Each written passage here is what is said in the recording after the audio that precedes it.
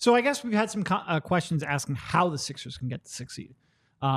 The key here is that if they are tied with the Magic, they win the tiebreaker because they're 2-0 against the Magic with one more games left. Obviously, the Sixers have to win out. That has to happen for any conversation to start. One of those games, Friday, being against the Magic, that would put the Sixers at 3-0 against the Magic.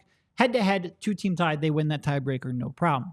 The problem is if it ends up as a 3-team tie, then the first tiebreaker becomes the division winner, which Orlando will be. So in a 3-team tie, let's say the Sixers, the Pacers, and the Magic win that tiebreaker, they become the 5 seed. Then it becomes a Sixers versus Pacers. Pacers won 2 out of 3 games. Sixers lose that tiebreaker, so the Pacers get the 6th seed. Sixers fall to 7.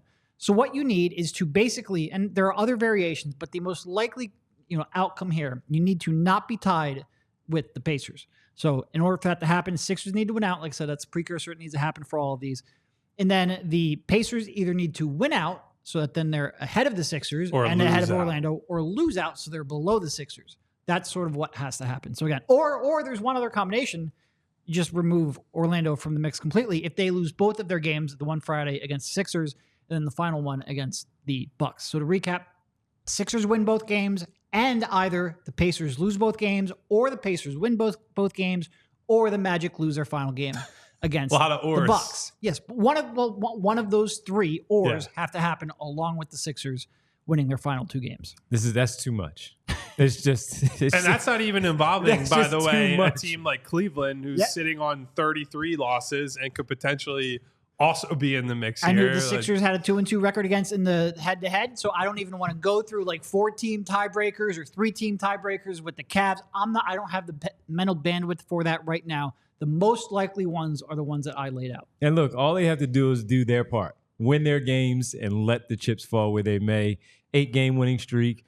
Even if they get into that 7th seed, Kyle, and they are hosting the play-in, you're still going into that game against the Miami Heat or the Indiana Pacers, Orlando Magic, whoever it might be, in the play-in situation where they're doing so on a roll, though. Yeah. And they're playing really well. So that's something that, look, we all look at them and we have fun with it. And the guys were at practice today can talk about some different things that they heard at practice. But as Kyle said earlier, they're going for it. They're ready to play. They've been playoff mode for 2 weeks, while the others, Miami, yes, Indiana, yes, to a lesser extent.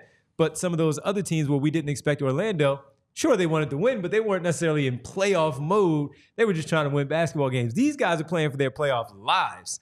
And the Sixers have been playing that way and now on this roll that going into any scenario, whether it's the 6, the 7, maybe the 5, because that's as high as they can get, they're going to be playing with some wins behind them and maybe a fully healthy basketball team for the first time in a very long time. And that's why we said they're going to be very, very dangerous, and people are going to be – you're right. New York – all right, get the 3 seed. The Sixers fall to 6. New York got what the?